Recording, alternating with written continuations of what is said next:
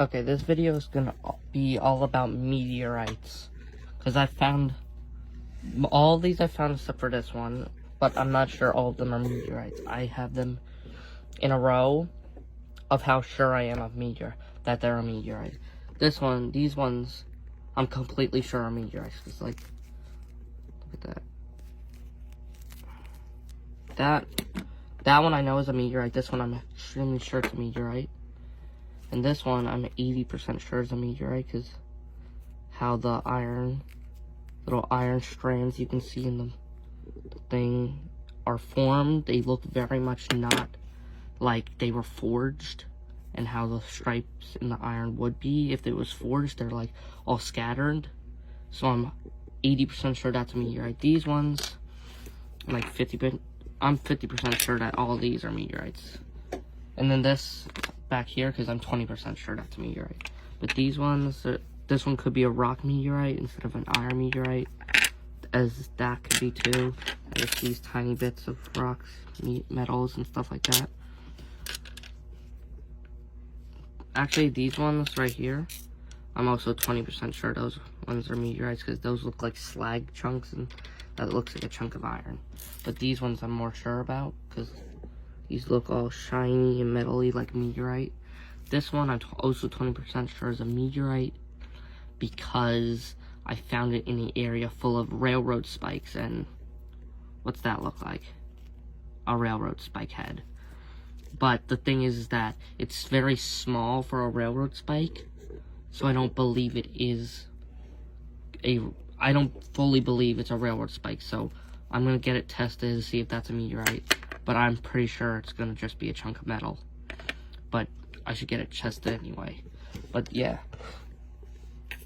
But when you're trying to make sure it's a meteorite, you gotta make sure it's magnetic.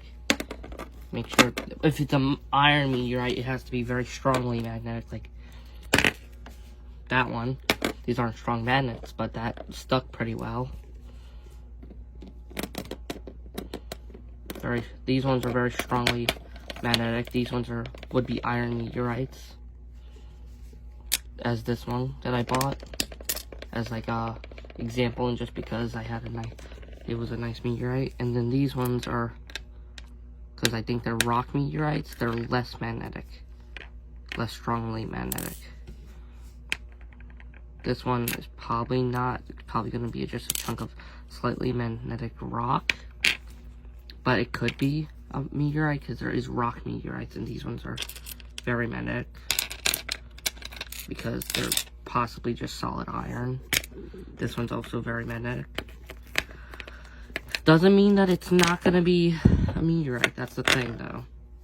Just because it's not that magnetic, because some rock meteorites aren't as magnetic because, well, they're mostly like a rock type substance. And iron meteorites are usually made of nickel, sometimes lead, iron, other elements, some elements that weren't even discovered, because they've actually found 2 in a meteorite before that were undiscovered elements. Or you can even find crystals in them. Give me a second. Okay, I'm back. And here is an example of these. These are not mine, they're my brother's, so I had to take a bit to find them. But these are 2 iron meteorites, and this is a rock meteorite. And I'm going to open it and show you how magnetic they are as an example.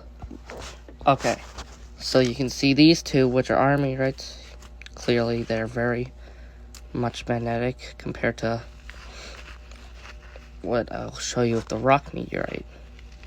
2 iron meteorites are very magnetic, and the rock meteorite, can't really see it move because it's kind of stuck, but is not as magnetic. It's not sticking too well, but you see, it's not as magnetic because it's a rock meteorite, which those could possibly be, and just be a rock meteorite that has more iron than most rock meteorites. Well, not most, but than some rock meteorites. So yeah, that's the difference. So even if it's not as magnetic as an iron meteorite, doesn't mean it can't be a meteorite. So I think that's what I'll end it at right now. Because I don't got no more meteorites to show you. And I couldn't find the meteorite that my brother has that has crystals in it. So bye.